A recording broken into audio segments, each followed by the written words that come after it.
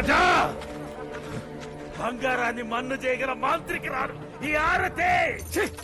నీ పూటకపు మాటలు మా ముందు చెల్లవు. నీవొక మోసగాడివి. రాజా, ఈ అనర్థానికి కారణం ఈ శాక్యముని విగ్రహమే. ఆ భూతమే ఇక్కడ జరుగుతున్న మాయమంత్రాలన్నింటికీ కారణం.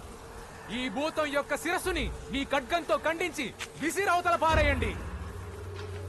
బంగారం మనవశం అవుతుంది.